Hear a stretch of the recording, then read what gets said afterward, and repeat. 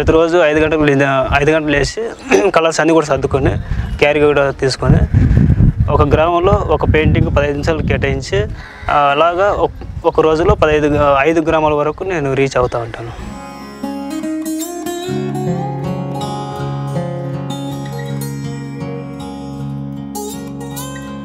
మా గ్రామీణ ప్రాంతాల్లో సోషల్ మీడియా అనేది 24 గంటలు అవైలబుల్గా ఉండదు కాబట్టి మా గ్రామంలో ఈ పెయింటింగ్ అయితే శాశ్వతంగా ఉంటుంది కాబట్టి, అది కాక మన గ్రామం కర్ణాటక బార్డర్లో ఉంది కాబట్టి నెట్వర్క్ అనేది మనకు 24 గంటలు ఉండదు.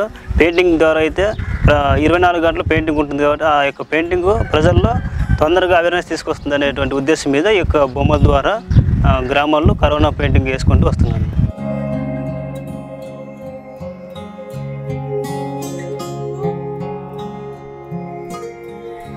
నేను పెయింటింగ్ చేస్తున్నప్పుడు ప్రజలు నాతో మాట్లాడుకున్న కొన్ని సంభాషణ ఏంటంటే, వాళ్ళు కంపల్సరీగా మాస్కులు వేసుకోవాలా, సామాజిక దూరం పాటించాలా అనేటువంటి విషయాన్ని వాళ్ళు నా దగ్గర షేర్ చేసుకున్నారు.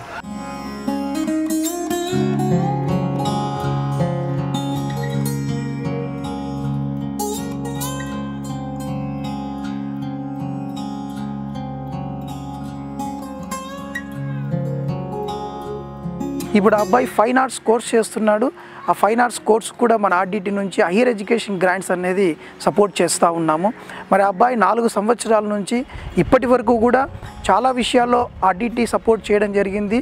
హెల్త్ పాయింట్ ఆఫ్ వ్యూలో కానీ, ఎడ్యుకేషన్లో కానీ చాలా విషయాల్లో అబ్బాయికి సపోర్ట్ చేస్తూ ఉన్నాము. మరి ఇలాగే ఆ అబ్బాయి ఒక మంచి ఆర్టిస్ట్ అయ్యి ఇంకా 10 మందికి ఉపయోగపడాలని మేము కోరుకుంటున్నాము.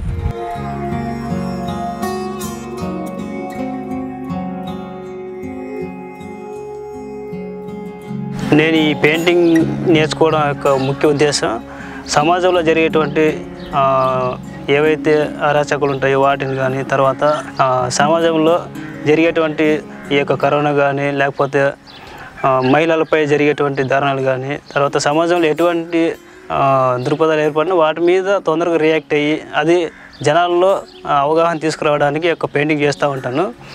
ఫ్యూచర్లో ఇలాగ గుడ్ ఆర్టిస్ట్గా ఉండి అంటే సోషల్ సంబంధించిన ఏ యొక్క సందర్భంలో అయినా కూడా ప్రజల్లోకి ముందుగా వెళ్ళి యొక్క పెయింటింగ్ ద్వారా అవేర్నెస్ తీసుకురావడానికి నేను ముందుగా అలా ప్లాన్ చేసుకుంటూ అలా ఆలోచన చేస్తూ ఉంటాను.